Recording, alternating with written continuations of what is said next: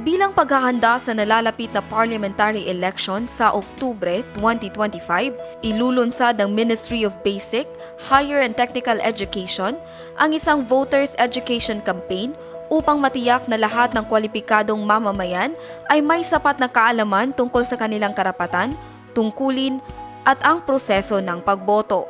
Layunin ng kampanya na itaas ang kamalayan ng publiko sa kahalagahan ng elektoral na partisipasyon, magbigay ng tamang impormasyon tungkol sa proseso ng pagboto mula sa rehistrasyon, pagboto, hanggang sa election rules.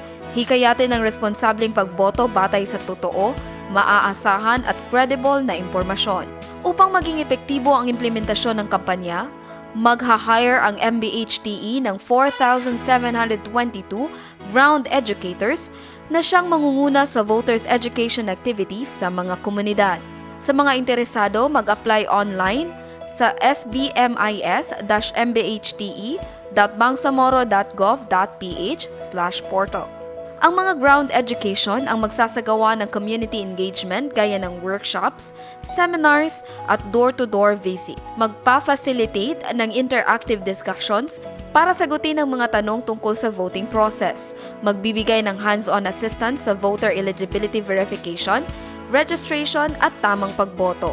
Mangalap ng feedback mula sa komunidad para matukoy ang mga hadlang sa pagboto.